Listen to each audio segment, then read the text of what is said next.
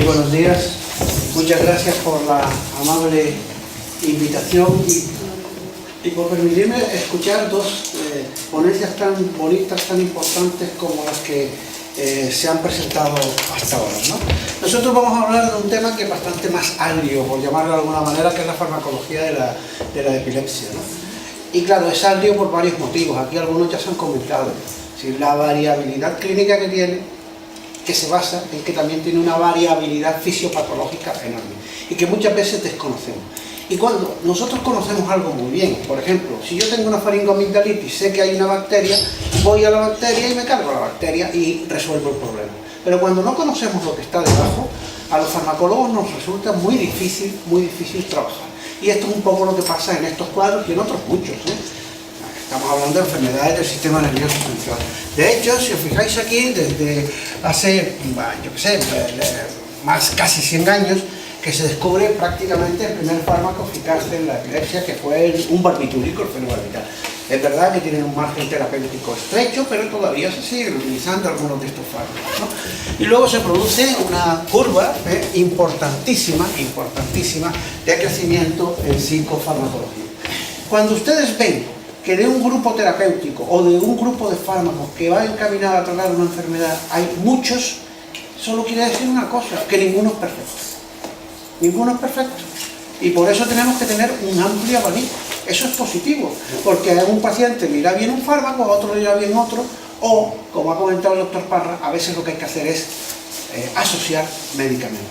Y eso está en la práctica clínica diaria y lo podemos hacer gracias a este hecho que tenemos aquí de contar con un gran número de medicamentos. Muchos de ellos, ¿cómo surgieron? Por casualidad, por serendipia, que es lo mismo que casualidad.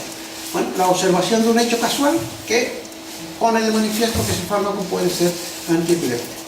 Otro hecho que quería comentar de los antiepilépticos es que están mal bautizados, porque son fármacos que algunos de ellos no se usan casi como antiepilépticos, sino que se usan en muchas otras patologías y ahora explicaremos el porqué. A un paciente que, por ejemplo, con depresión bipolar le puede sorprender que le mande un antiepiléptico, pero si yo no estoy epiléptico, porque tiene propiedades antidepresivas. A un paciente con dolor neuropático le mandas un antiepiléptico, oiga, pero si a mí lo único que me pasa es que me duele, ¿no? Usted lo que pasa es que tiene un dolor neuropático y este fármaco va a ser eficaz por los motivos que ahora comentaremos. Por lo tanto, es un grupo farmacológico muy amplio que no se limita al campo de la epilepsia y que además está dando información que es muy valiosa para otros campos. Por ejemplo, un fármaco que ha surgido hace 4 o 5 años, que es el perampanel, es un antagonista de los receptores AMPA. Bueno, pues nos está dando un montón de información en psicofarmacología. Estamos obteniendo fármacos que, actuando sobre esos receptores, van a ser capaces de disminuir una plaga enorme que tenemos en nuestro país, en los pacientes epilépticos también, que es el suicidio. Miren, todos los días mueren 9,7 personas que se suicidan. Cuando esto sucede en un fin de semana o en un puente, salen todos los periódicos. Esto es diario y muchos pacientes son también epilépticos. Bueno, pues un fármaco antiepiléptico que nos está dando información para conseguir otros que pueden ser antisuicidas en pacientes deprimidos y en pacientes no deprimidos. Esto es lo que tenemos. Tenemos un arsenal terapéutico muy amplio porque si hubiera uno perfecto, pues usaríamos solo uno. Pero perfectos no lo hay. Y no lo hay y además vamos a aprovecharnos de que tienen múltiples mecanismos, ¿no? Las áreas específicas que contribuyen a la... Sí, y no solo la puedo poner, sino que luego si quieres puedes copiar la diapositiva y llevártela, ¿vale? Pero fíjate qué cantidad. Esta diapositiva no es casual que yo la ponga así. Lo que quiero dar a entender la complejidad de las redes que tenemos en el sistema nervioso central. A veces de forma académica yo a mis alumnos les digo, bueno, pues esto es un neurotransmisor que actúa sobre un receptor. Mire, es como un castillo de naipes. Cuando yo toco un neurotransmisor, difícilmente no voy a tocarlo. Y es que esto viene a demostrar que es muy complejo. Y en el caso de las epilepsias, sabemos que hay algunas áreas específicas que contribuyen a la epilepsia. La zona generadora de la crisis, muchas veces no conocemos cuáles son los mecanismos, aunque ya tenemos bastante información. La propagación de esa crisis de la zona generadora hasta el resto del sistema nervioso central es lo que mejor sabemos hacer los farmacólogos, es lo que mejor controlamos. Difícilmente controlamos muchas veces la generación de la crisis, dónde se genera el punto, el foco, pero sí que podemos impedir que se propague. Si no se propaga, pues la crisis es más leve o incluso puede evitarse por completo. Por lo tanto, esto es lo que mejor estamos controlando. Es importante conocer dos conceptos de la comunicación en el sistema nervioso central. No os preocupéis por los datos, porque los datos es lo de menos. Los datos se pueden luego consolidar. Me interesa más el concepto. Y el concepto es que tenemos en el sistema nervioso central billones de neuronas que se comunican unas con otras.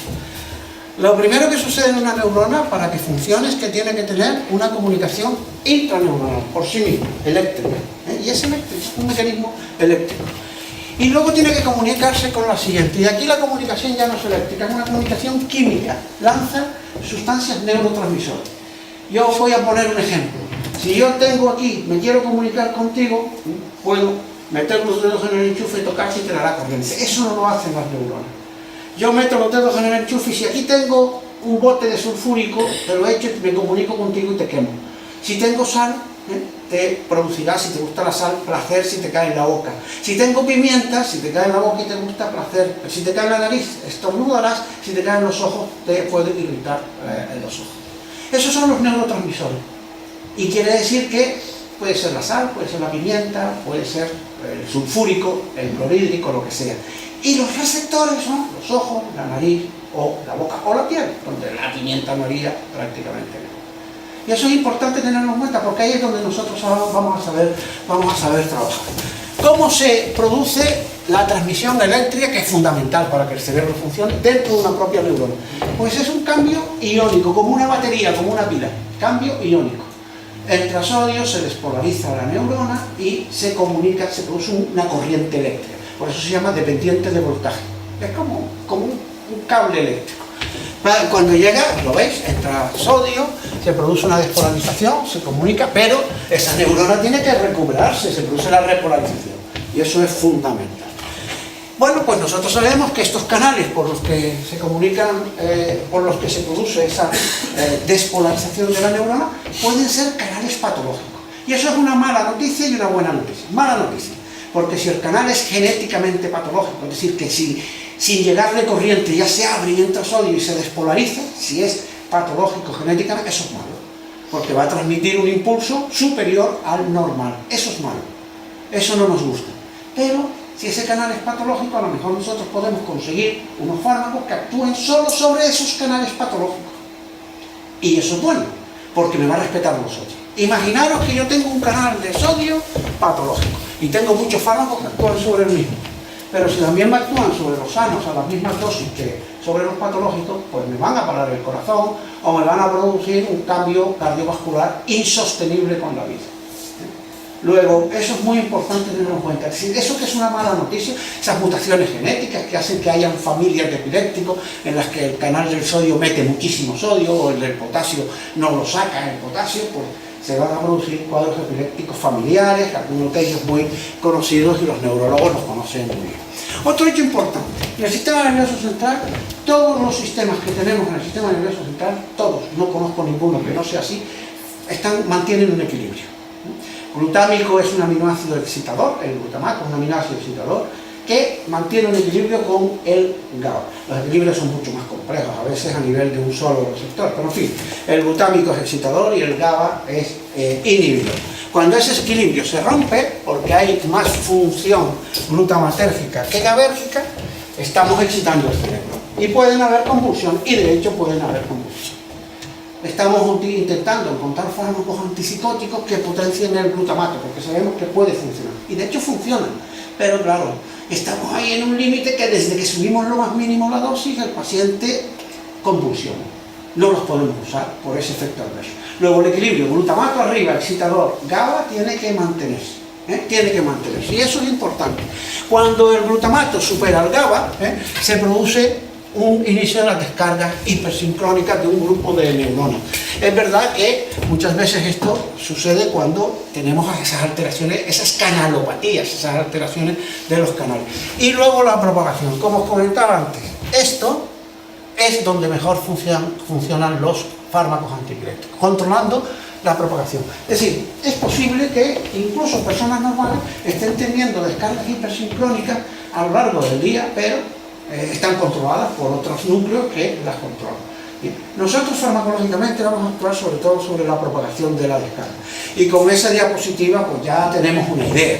Tendré que bajar de alguna manera la función del glutamato, tendré que mejorar el funcionalismo de los canales y tendré que aumentar el GABA. Esos son los mecanismos fundamentales que vamos a tener. Esto es lo que comentábamos antes del potencial de membrana, es decir, la corriente eléctrica de la membrana. Bueno, pues sabemos que en los pacientes epilépticos se producen unas descargas paroxísticas, esas que están arriba, que se mantienen. Esas descargas paroxísticas son las responsables del inicio y de la propagación de la crisis. Parece lógico pensar que podemos controlar esas descargas. ¿Tenemos opciones?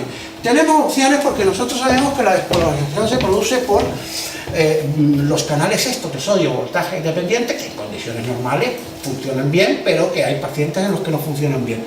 Por receptores AMPA, del glutamato, que las descargas paroxísticas se producen por el receptor AMPA, por el receptor NMDA, por los canales de calcio, que suponemos que están alterados, los cambios paroxísticos de despolarización, y que luego la neurona tiene que recuperarse, pero hay poco GABA y tarda mucho en recuperarse. O no sale el potasio como tiene que salir y tarda mucho en recuperarse.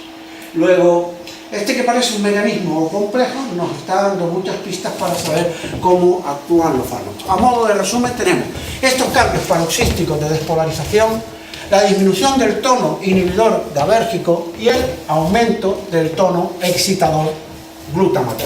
Mucho glutamato, excitación, poco GABA, poca inhibición. Cantado. La balanza se inclina lógicamente hacia las convulsiones. ¿Tenemos fármacos? Claro que sí, miren, tenemos fármacos que son capaces de inhibir el bloqueo de los canales de sodio, tenemos fármacos que son capaces de inhibir el bloqueo de los canales de calcio, tenemos fármacos que inhiben los receptores NMDA, no todo lo bueno que a mí me gustaría, pero también algunas cositas, los que inhiben el receptor AMPA, y tenemos fármacos que potencian los canales de potasio y también la potenciación GABérgica. Y esto es un poco el mecanismo de acción de estos fármacos y vamos a comentar algunos aspectos. En primer lugar, bloqueo de los canales. Son la mayoría de los antiepilépticos. Son la mayoría de los antiepilépticos. Si yo consigo que el canal de sodio que se abre nada más en el paciente epiléptico, nada más tocarlo, se tarde más en abrirse, pues voy a retrasar el impulso y por lo tanto voy a disminuir las convulsiones. Y ahí tenemos una cantidad de fármacos que son todos muy conocidos, felbamato, topiramato, valproato, etc., y que son de inactivación rápida, y un fármaco que hace lo mismo pero lo inactiva de forma lenta. Y parece ser que eso se traduce por una mejor tolerancia, que sería la cosa mía. Pero ahí lo que estoy retrasando es la descarga, porque estoy haciendo que el canal del sodio se abra más dulcemente. Bien. Tenemos fármacos que actúan sobre los canales de calcio. Tenemos dos grandes grupos de canales de calcio, uno muy importante que son los canales T-calámicos, que parece ser que es donde asienta la patología de las ausencias, que es un cuadro epiléptico que cursa sin crisis, son los pacientes con ausencia, pero aquí hemos descubierto un grupo farmacológico sumamente importante, que es el grupo de los fármacos que inhiben la subunidad alfa-2 delta. Esta subunidad alfa-2 delta de los canales de calcio se sobreexpresa en los canales patológicos, en los canales que se abren nada más soplarles. Esta subunidad alfa-2 delta es importante porque solo existen esos tipos de canales, ya sean genéticos o ya sean adquiridos. Por ejemplo, en el dolor neuropático, una persona que se lesiona un nervio, que pierde un miembro, se lesiona el nervio, se produce una sobreexpresión de esos subunidades, de esos canales con esas subunidades, ¿no? Es decir, que pueden ser genéticos o pueden ser adquiridos. Y eso tiene una ventaja, que estos fármacos se toleran muy bien porque solo van a actuar sobre, entre comillas, sobre esos canales de calcio anómalos, patológicos, anormales, y respetan los otros. Eso es una gran ventaja desde el punto de vista de la terapia. Aquí tienen ustedes cómo se libera el glutamato en un paciente con epiléptico y cómo la pregabalina, por ejemplo, la pregabalina, para que lo sepáis, es la famosa lírica que habréis oído muchas veces nombrar, o la gabapentina, que es el neurontin, hay muchos genéricos de ella, como aquí lo que se liberan en vez de 20 glutamatos se liberan 3. Luego estoy disminuyendo el aminoácido excitador, lógicamente tengo un efecto antiepiléptico. Se usan mucho estos fármacos en epilepsia, se usan mucho más como ansiolíticos en la actualidad, como control de la impulsividad en determinadas patologías mentales y, por supuesto, en el dolor neuropático. Es decir, que nadie se extrañe si le mandan una lírica, una gabapentina, una pregabalina para este tipo de cosas. Vamos a ver qué podemos hacer sobre potenciando los mecanismos GABAérgicos. Varios, sin lugar a dudas, los más importantes son los que actúan sobre el receptor GABA-A, que es los barbitúricos, las benzodiazepinas, etcétera, con distintos mecanismos de actuación. Aquí los tenéis, los formatos, potencian la acción del GABA. Lógicamente, si yo estoy potenciando la acción del aminoácido inhibidor, estoy frenando, pues de forma comparativa estoy frenando al glutamato. Y también tenemos opciones de inhibir mecanismos glutamatérgicos. Muchos lo hacen de forma indirecta, porque en realidad lo que hacen es disminuir la salida de glutamato porque disminuye la excitabilidad de la neurona que tiene el glutamato dentro. Si la neurona que tiene el glutamato dentro no se excita, pues no lo libera. Y eso es lo que hacen la mayoría de los fármacos. Somos menos eficaces en actuar sobre las dianas, sobre los receptores. Es decir, yo puedo disminuir la cantidad de pimienta que te tiro, mejor que taparte los ojos, taparte la nariz o taparte la lengua, que serían los receptores. Pero hay algunos fármacos también sumamente interesantes en este campo, como es el perampanel que antes hemos comentado, y como es el levetiracetam. El levetiracetam se va a actuar sobre una proteína que está en la vesícula donde está almacenado el glutamato. Entonces es una acción muy selectiva y por eso es se tolera bastante bien, tiene buena tolerabilidad, porque va a actuar solo sobre esa proteína que parece ser que está sobreexpresada en algunos tipos de patologías. Y esta es una diapositiva que pone de manifiesto que en medicina y en neurología y en psicofarmacología se puede tener sombrero, gabardina, paraguas y catiuscas.